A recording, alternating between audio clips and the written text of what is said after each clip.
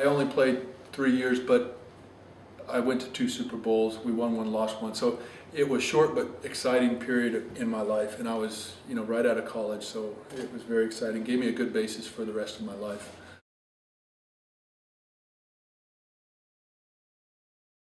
It's not as quite in your face as it is today. I think today's media is constantly bombarding you through questions on television, tweeting, the newspapers. I feel bad at some point for athletes today because it's harder to get away from the media. When I was playing, it was usually a planned interview, or they would catch you as you were leaving practice or something like that. So it wasn't quite the constant bombardment that I think you could get through Twitter and through Facebook and through all these different forms of media that you have today.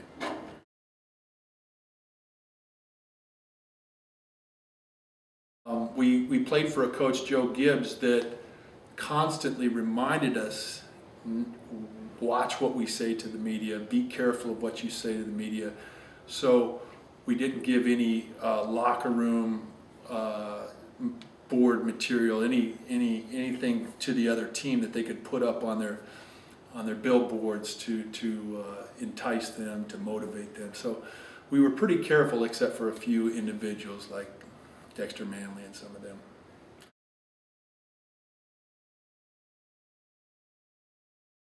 So I think the electronic media has created a whole new problem for coaches, for owners to try to worry about and try to control.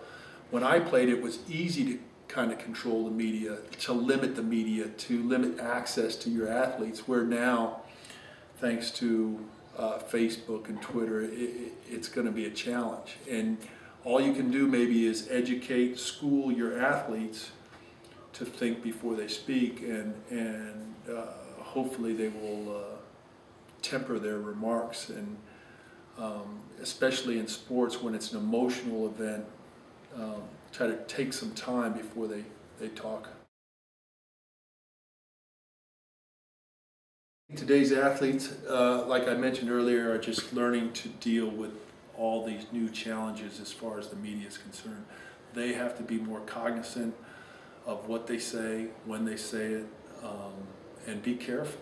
I mean, some of them are going to affect their careers because of the things that they've said, or put a black mark on them from other teams because of what they said. So I think more than ever, because of the social media that's out there, they're going to have to be careful.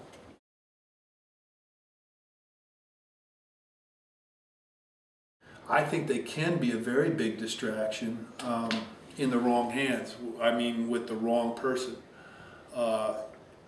You have some athletes that it wouldn't matter if they were in the old days when I played, when it was limited media attention, or today with all the different social media. They're going to cause a problem.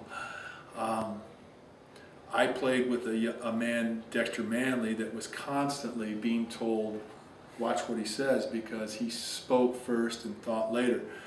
And in today's world with Twitter, he would have been giving everybody, all the other teams, all the other coaches, things to talk about, because he would have loved it. He loved to just hear his voice and hear other people talk about him. So he would have been in heaven.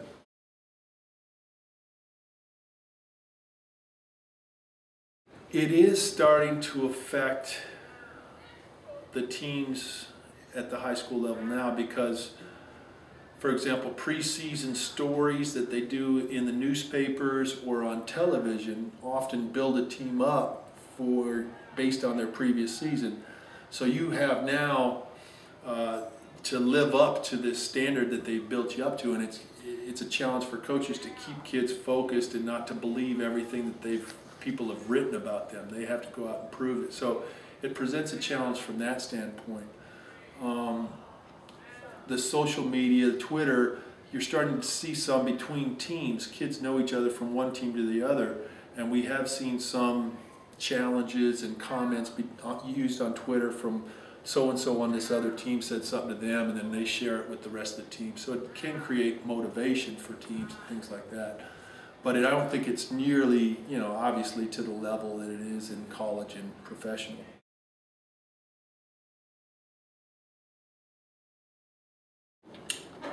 I think it makes sense what has occurred. Money talks, the success of ESPN and how large it's gotten, how popular it's gotten as a media, just shows that what people are paying for commercials, what television companies are paying to broadcast sporting events. All of this shows that money talks, and that the success of media is here to stay, and it's only going to increase in many ways.